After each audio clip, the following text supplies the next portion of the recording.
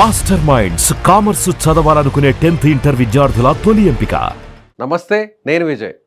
ప్రస్తుతం Israel Iran మధ్య జరుగుతున్నటువంటి యుద్ధంలో అమెరికా ఎంటర్ అవడం, అమెరికా నేరుగా ఇరాన్కి సంబంధించినటువంటి అణు కేంద్రాల మీదే దాడి చేయడం, దాన్ని కూడా అమెరికాకు సంబంధించినటువంటి అధ్యక్షుడు బయటకు వచ్చి బహిరంగంగా ప్రకటించడం, ఇవన్నీ కూడా చూస్తే ఇప్పుడు అమెరికా మీద ఇరాన్ మళ్ళీ తిరిగి అటాక్ చేసేటువంటి అవకాశం ఉందా?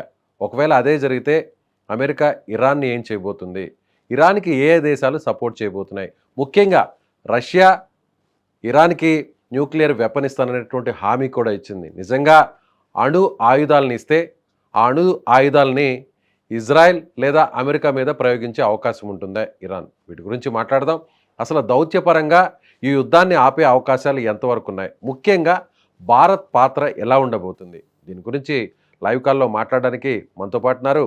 గతంలో మన దేశం తరపున అనేక దేశాల్లో రాయబారిగా పనిచేసినటువంటి అంబాసిడర్గా ఉన్న డాక్టర్ వినోద్ కుమార్ గారు ఉన్నారు. సార్ నమస్తే.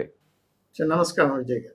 సార్, పరిస్థితి మూడవ ప్రపంచ యుద్ధానికి దారి తీసేటువంటి పరిస్థితులు స్పష్టంగా కనిపిస్తున్నాయనుకోవచ్చా?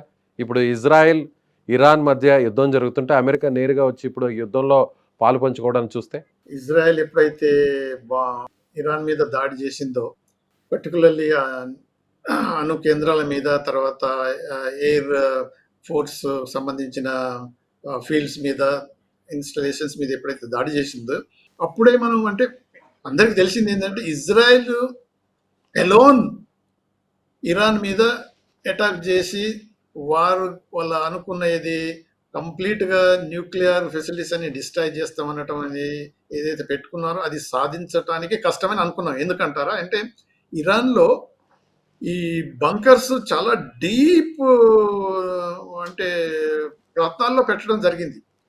ఇజ్రాయెల్కు అటువంటి ఎక్విప్మెంట్, బాంబ్స్ అయినా కానీ, ఏరోప్లేన్స్ అయినా కానీ, అంటే ఇప్పుడు B-52లు ఉన్నాయి.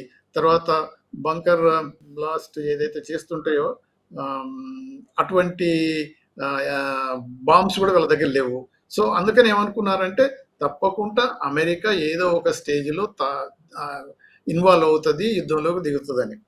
ఈ బంకర్ బస్టర్ బాంబ్స్ అవసరం తప్పకుండా వచ్చింది. ఎందుకు అనంటే వాళ్ళు మొదట దాడి చేసినప్పుడు 3 ఇన్స్టాలేషన్స్ అంటే 3 అణుకేంద్రాల మీద భారీగానే దాడి చేశారు, కానీ అవి కొంతవరకు చాలా డీప్గా ఉన్నాయి కాబట్టి ఓన్లీ సూపర్ఫిషియల్గా సర్ఫేస్ మీద దెబ్బ తగిలింది. అందుకని international atomic energy agency declare చేసింది న్యూక్లియర్ ఇన్స్టిట్యూషన్స్కి ఏం దెబ్బ తగలలేదు, అసలు రేడియేషన్ కూడా లేదన్నది. కానీ ఈసారి అమెరికా బాంబులు పడటం వల్ల అవి దెబ్బతిన్నాయని ఇంకా అసెస్ చేస్తున్నారు. అయితే దీనివల్ల ఇప్పుడు అమెరికా ఎంటర్ అయింది కనుక థర్డ్ వరల్డ్ వార్ వస్తుందా అనేది అనుమానాలు చాలా మందికి వస్తున్నాయి. నిజమే, దెర్ ఇస్ నో డౌట్.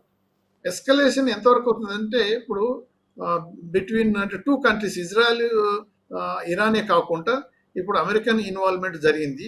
అయితే అంతకుముందే మనం చూసినట్టయితే ఇజ్రాయెల్ మీద ఇరాన్ ప్రాక్సీ వార్ ఎలా నడిపిస్తుందంటే అక్కడేమో హమాస్ తోటి, లెబనాన్ నుంచేమో అంటే గాజా నుంచి, లెబనాన్ నుంచేమో హెజ్బుల్లా తోటి, తర్వాత ఈ యమన్ నుంచేమో హూతీస్ తోటి, ఇరాక్ నుంచి ఇంకొక గ్రూప్, ఇవన్నీ ఏదైతే ప్రాక్సీ వార్ నడిపిస్తుందో అది ఇజ్రాయెల్ ఏమనుకుందంటే కొంతవరకు వీళ్ళను ప్రతిఘటిస్తూ చివరికి స్టేజ్కి వచ్చింది ఏంటంటే ఇరాన్ సపోర్ట్ చేస్తుంది కాబట్టి ఇరాన్ను మాత్రమే మనం అటాక్ చేయాల్సి వస్తుంది. పర్టికులర్గా ఈ న్యూక్లియర్ బాంబ్ ఏదైతే దగ్గరలో చేయడానికి దగ్గరకు వచ్చేసింది, ఆల్మోస్ట్ ఒకప్పుడైతే ఇయర్స్లో అవుతుంది అనేది, తర్వాత మంత్స్లో అవుతుంది. ఇప్పుడు వాళ్ళ అంటే మొసాద్ అసెస్మెంట్ ప్రకారం అంటే కొన్ని రోజులనే తయారు చేసే స్టేజ్కి వచ్చిందని ఇజ్రాయెల్ సైడ్ ప్రకారం. సరే, అమెరికన్స్ కూడా వాళ్ళ ఇంటెలిజెన్స్ ప్రకారం ఇప్పుడే తయారు లేదు, ఇంకా కొన్ని మంత్స్ పడుతుందని వాళ్ళు అనుకుంటారు. బట్ ఎనీవే ఈ న్యూక్లియర్ కెపాబిలిటీ ఏదైతుందో కెపాసిటీని అంతమొందించాలి, డిస్ట్రాయ్ చేయాలనేది డిసైడ్ చేసుకున్నారు కాబట్టి ఇజ్రాయెల్ వాటి మీద యాక్ట్ చేసేది, అది అయిపోయింది.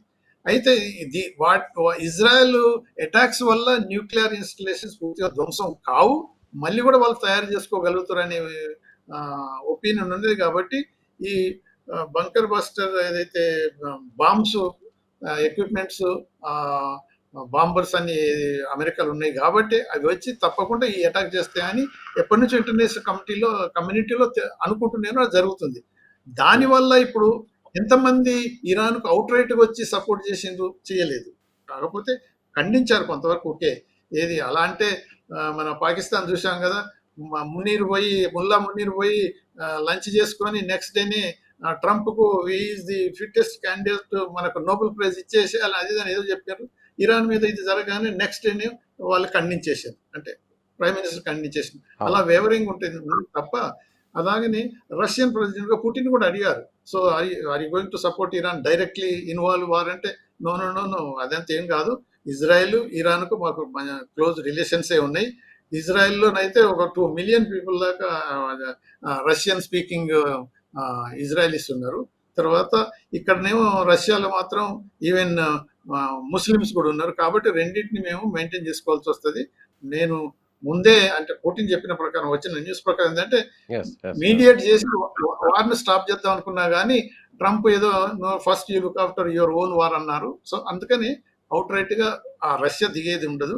చైనా అయితే ఇండైరెక్ట్ గా సపోర్ట్ చేస్తూనే ఉంది. ఒక్కటే ఒక కంట్రీ ఏది చేసింది అంటే నార్త్ కొరియా డైరెక్ట్ గా అన్నది yes we support. North Korea అయితే నార్మల్ ఎప్పుడు అమెరికాకి అగెనిస్ట్ ఉంటుంది.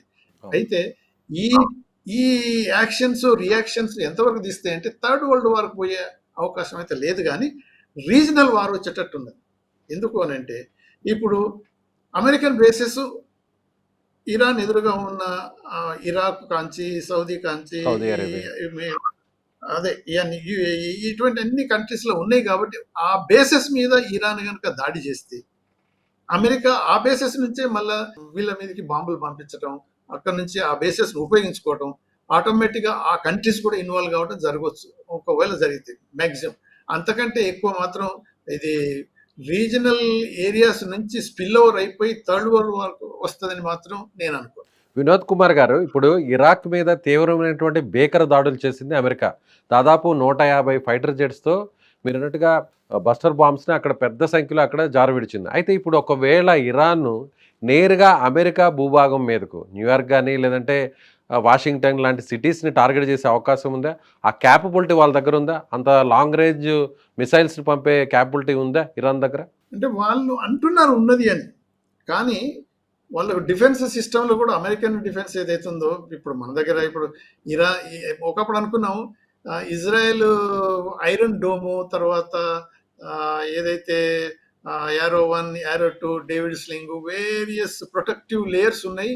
ఏమి కాదు ఇజ్రాయెల్కి అసలు ఒక్క ఏమంటారు తుపాకీ గుండు కూడా వాళ్ళ భూమి మీద పడదు అనే ఫీలింగ్ ఉండేది. కానీ ఇప్పుడు చూస్తున్నాం కదా చాలా వరకు వీళ్ళు పంపించే సూపర్సోనిక్ తర్వాత బెలిస్టిక్ మిసైల్స్ వీళ్ళ దగ్గర ఉన్నాయి. ఇరాన్ దగ్గర ఉన్నాయంటే ఎక్కడి నుంచి వచ్చినాయి? 2, అటు చైనా ఇటు రష్యా వాళ్ళ దగ్గర నుంచి అయితే వచ్చినాయి. అయితే ఒకవేళ ఇరాన్ అటువంటి కెపాసిటీ ఉన్నది, ఇరాన్కి అయితే లేదని లేదు, ఉన్నా కానీ వాటికి ధీటుగా ఎదుర్కొనే ప్రొటెక్టివ్ మెకానిజం డిఫెన్స్ సిస్టమ్స్ కూడా అమెరికాలో ఉన్నాయి. కాబట్టి ఒకవేళ ఇరాన్ కనుక అటువంటి మిసైల్ ప్రయోగించి అమెరికా మీద వేసినట్టయితే దెన్ ఇరాన్ టోటల్గా డిస్ట్రాయ్ అయిపోతుంది. ఎందుకంటే ఇక రిప్రైజల్ జరుగుతుంది కాబట్టి వాళ్ళ శక్తి ముందర వీళ్ళ శక్తి ఉంటుంది. వీళ్ళు 4 ఏదో కొనుక్కొని వచ్చి వేసుకునేది వాళ్ళే మొత్తం ప్రపంచానికే సప్లై చేసే అమెరికన్ సిస్టమ్ కదా, అంత కెపబిలిటీ ఉన్నది. కాబట్టి వీళ్ళు అటువంటి యాక్షన్ తీసుకొని ఒకవేళ మిసైల్ ప్రయోగిస్తే అమెరికన్ సాయిల్ మీద బేసెస్ మీద వేయొచ్చు, దగ్గర ఉన్నాయి కాబట్టి, ఎదురుగా ఉన్న కంట్రీస్లు ఉన్నాయి కాబట్టి వాళ్ళ బేసెస్ని అటాక్ చేయొచ్చు. దానివల్ల కొంత అమెరికన్ సోల్జర్స్కు ప్రాణాపాయం కలగవచ్చు. కానీ అమెరికన్ కంట్రీ మీద వాళ్ళ సాయిల్ మీదకి అప్పుడు మనకు ఏది సెకండ్ వరల్డ్ వార్ అప్పుడు జపనీస్ ఏదైతే పేల్ వార్ హార్బర్ ఏదైతే దాడి అదే అటువంటి చర్య ఇరాన్ పూనుకుంటే మాత్రం ఇరాన్ డిస్ట్రాయ్ అయిపోతుంది. లైక్ అప్పుడు ఎలా అయిందో జపాన్ అంతకంటే ఎక్కువ అయిపోతుంది ఇప్పుడు. అందుకని కొంతవరకు ఆచితూచి వాళ్ళు ఈ అంత మేజర్ స్టెప్ తీసుకోవచ్చు. కానీ regional escalation into the regional war అయ్యే పాసిబిలిటీస్ మాత్రం ఉన్నది. Okay sir, thank you sir. Thank you.